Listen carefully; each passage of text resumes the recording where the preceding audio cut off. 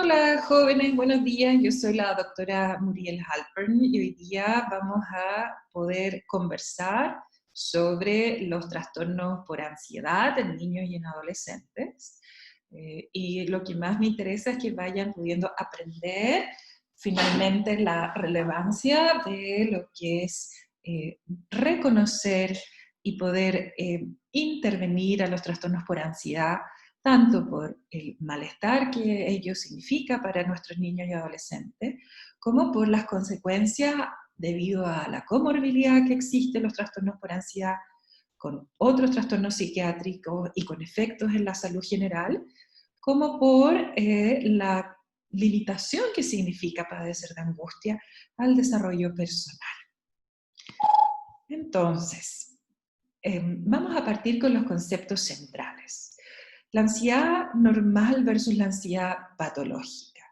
Ustedes saben que la ansiedad normal es un estado relacionado a una respuesta, ya sea emocional, cognitiva y fisiológica, que nos permite distintas cosas y nos permite funcionar de modo tal que nos cuida, ¿ya? Y cuando hablamos del miedo, el miedo es algo más circunscrito porque si bien comparte estas reacciones o comportamientos relacionados a su experiencia, se relaciona con una amenaza que está presente.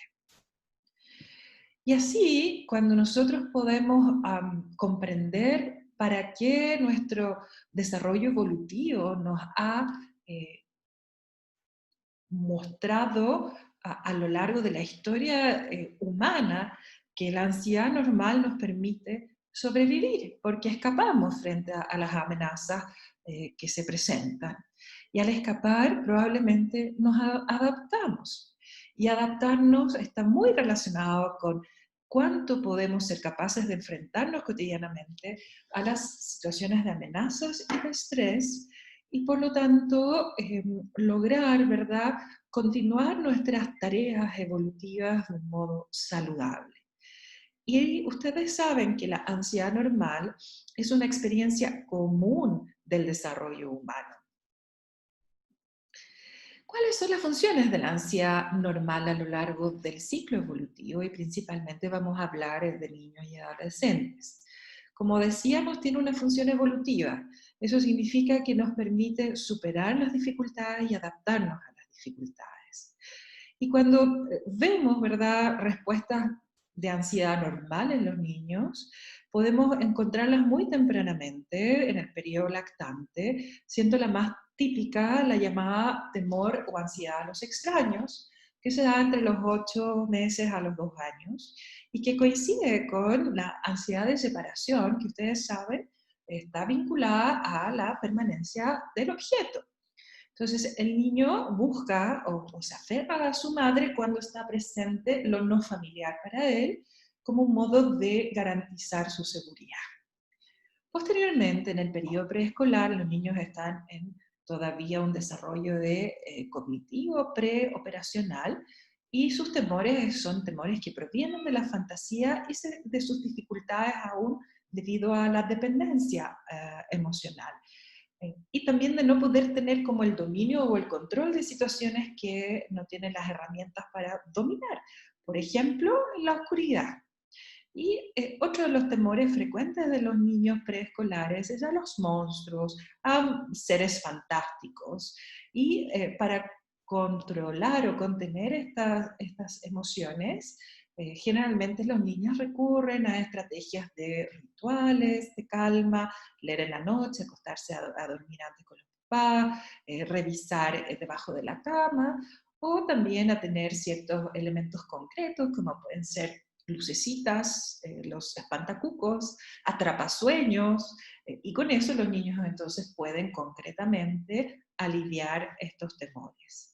Cuando los niños ya van creciendo, empiezan a tener más temores relacionados con los elementos ambientales, naturales, a veces animales grandes, también pueden haber miedos como a todo lo que la naturaleza produce, como tormentas, miedo a los temblores en Chile, miedo al mar. En muchos niños chilenos hay miedo al mar, miedo como a que te pueda llevar el mar, ¿sí? Después hay miedos más específicos que ya pueden eventualmente constituir fobias. Y de eso vamos a empezar entonces a hablar ahora, que serían los conceptos relacionados a la ansiedad patológica. Los trastornos ansiosos en niños y adolescentes son los trastornos psiquiátricos más comunes de la niñez. Y esto es en el mundo. En Chile, según los estudios de prevalencia del año 2009 y 2010, de la doctora de la Barra y Vicente, mostraron que estaban en segundo lugar después de los trastornos disruptivos. Ustedes saben que los trastornos disruptivos son trastorno por déficit atencional, trastorno oposicionista desafiante y el trastorno de la conducta disocial. Y entonces, otra de las cosas que son importantes de conocer, y de ahí la relevancia de la identificación y de la intervención precoz, es que padecer de un trastorno por ansiedad tempranamente se relaciona con una mala calidad de vida, con depresión, que es una patología prevalente en nuestro país, a costos sociales significativos y a una mala evolución, dentro de otras cosas, de las intervenciones en la obesidad. Es decir, también comprometen la presencia de los trastornos por ansiedad, riesgos para la salud general de las personas. Cuando queremos comprender un trastorno clínico, cuando ya pasamos este límite de lo normal versus lo patológico, hablamos entonces de cómo esta condición presenta una intensidad lo suficientemente importante como para producir un malestar al sujeto que la tiene, y esto se relaciona con disfunciones, es decir, afectas tu comportamiento, afectas tu cualidad de funcionamiento regular en tu colegio, con tu familia y con tus pares y contigo mismo. Y entonces, este es el énfasis: disminuir el riesgo de comorbilidad y continuidad hacia la adultez se logra a través de hacer un adecuado reconocimiento y también intervención de los trastornos por ansiedad. ¿Qué nos interesa que ustedes también vayan pudiendo entender en esta gráfica? Es que los componentes de las respuestas ansiosas que veamos clínicamente van a distinguir los cuadros clínicos según el contexto en que se presenten, ¿ya? Y esto es relevante porque puedes tener más o menos presente tal o cual línea de respuesta conductual o intelectual, que sería lo cognitivo, o a nivel de la respuesta, activación ansiosa o incluso activación ansiosa. Ya vamos a conversar sobre eso. Entonces, estos componentes se pueden clasificar en conductuales, cognitivos o subjetivos y fisiológicos. El conductual más relevante asociado al miedo, ustedes saben que es la evitación. Aquello que temo, aquello es evitado. Y eso es muy propio de las fobias, ¿verdad? Ya sea la fobia específica como la trastorno de ansiedad social o fobia social, que revisaremos más adelante, pero también se puede dar en el trastorno de pánico y en la agorafobia, en el que los niños o adolescentes lo que hacen es no exponerse a circunstancias que puedan evocar o que puedan desencadenar aquello que fue muy vivido muy ominosamente, como es una crisis de pánico. Hay evitación también en el trastorno por ansiedad de separación, cuando el niño, para no desapegarse o porque tiene susto, ¿verdad?, de que algo malo le pueda pasar a su figura de apego, evita ir al colegio, por ejemplo. El segundo componente, que es a nivel cognitivo o subjetivo, es la aprensión y malestar que se siente, ¿no? Que es a nivel de la experiencia interna, en que puede haber la necesidad de controlar un determinado aspecto de las situaciones para no vivir esta angustia. Y en muchos componentes de la angustia más crónica, está esto de qué es lo peor que podría pasar, ¿no? Que se llaman las angustias catastrofales. Si yo estoy pensando que si mañana tengo mi examen final y mi examen final ya me tiene con un nivel de angustia y he estudiado bastante, sin embargo mi angustia generalizada me lleva a pensar que no estoy lista y que finalmente me voy a echar ese examen, ¿sí? Bien, y el tercer nivel o componente es el fisiológico, donde tenemos una activación autonómica que generalmente puede ser en caliente o en frío. En caliente está relacionado con el sistema simpático mimético y en frío más bien el tono vagal. Y podemos aumentar nuestra frecuencia cardíaca cuando estamos asustados o preocupados, podemos tener hiperventilación, y eso se suele presentar, por ejemplo, en las crisis de pánico.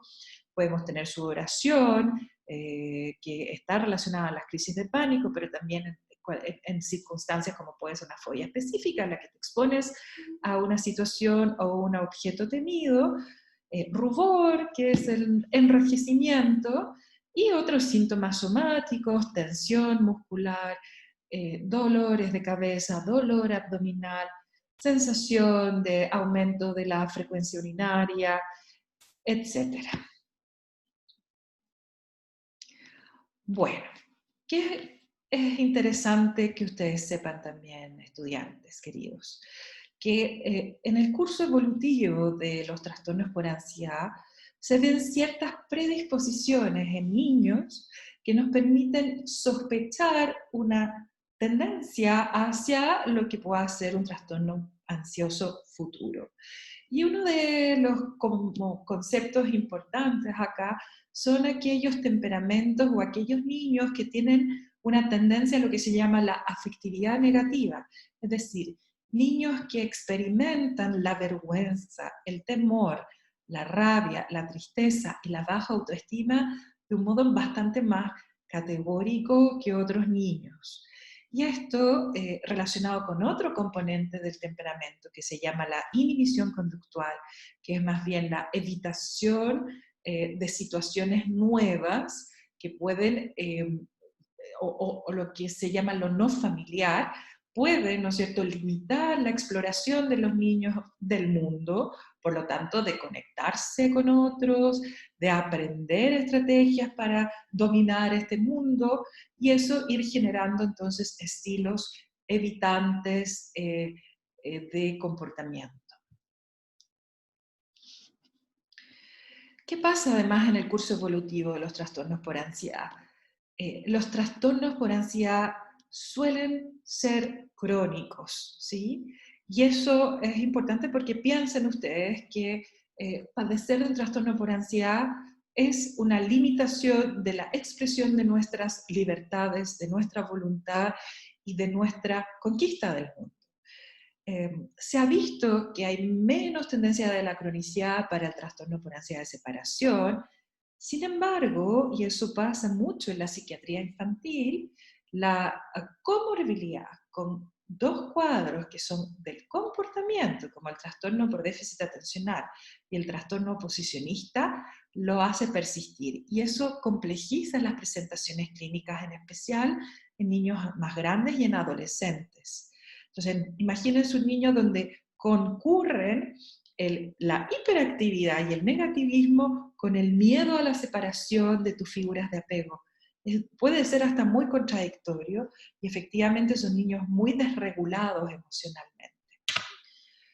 ¿Qué otro elemento es importante que conozcan? Que los trastornos por ansiedad se asocian con riesgo de suicidio, con suicidalidad, particularmente el trastorno por ansiedad generalizada, que tiene más riesgo de asociación con depresión. Entonces, no son estados o no son trastornos que no sean peligrosos, muy por el contrario, son trastornos que si se cronifican y se asocian con otros trastornos, pueden conducir a comportamientos suicidas. Ok, ahora vamos a continuar con la epidemiología. Respecto de la epidemiología, Tenemos entonces estudios relevantes. En Estados Unidos se han hecho grandes estudios epidemiológicos, como el estudio de las montañas rocallosas, como el estudio eh, del NCSA, donde se mostró que había una prevalencia en niños y adolescentes de un 25% en el último año. Es bastante si ustedes lo miran así. Y un 32% de prevalencia de vida. Y en cuanto a la presentación, existiría mayor probabilidad que los trastornos de ansiedad se den en mujeres en sus adolescencias y en sus adulteces tempranas. Otro de los componentes importantes que se vio en este estudio es que se relacionan con alta comorbilidad, con más de la mitad de las personas que sufren trastornos por ansiedad pueden tener además trastornos ansiosos, trastornos depresivos, trastornos de conducta, trastorno por déficit atencional, trastorno por uso de sustancias, suicidio y otros resultados vinculados bajo rendimiento académico y embarazo precoz. En Chile, como lo comentamos hacia el inicio, los trastornos por ansiedad ocurren en prevalencia después de los trastornos disruptivos y tienen una prevalencia de un 8,3%. Y los principales trastornos encontrados fueron trastorno por ansiedad de separación, fobia social o trastorno ansiosocial y trastorno por ansiedad generalizada. De los otros hallazgos de los estudios chilenos, del estudio del 2010, es que las mujeres están sobre representadas en relación con el padecimiento de los trastornos ansiosos, con un 11%, los hombres casi la mitad, ¿verdad?, en un 5,8%, que se vio elevada comorbilidad con trastornos por ansiedad, pero también con otros trastornos psiquiátricos, que la prevalencia según rangos de edad fue de 9,2% para niños entre 4 y 11 años y un poquito menos para niños entre 12 o adolescentes ya entre 12 y 18 años con un 7,4%. ¿Qué más encontró este estudio comunitario? Que el padecer de un trastorno por ansiedad se relacionaba con niveles socioeconómicos más bajos, tener un trastorno psiquiátrico en la familia, con familias monoparentales y con la presencia de violencia, que son factores que se repiten en otros estudios. Y que como factor de protección, un clima familiar positivo podía contribuir hacia la modulación de la expresión de estos trastornos.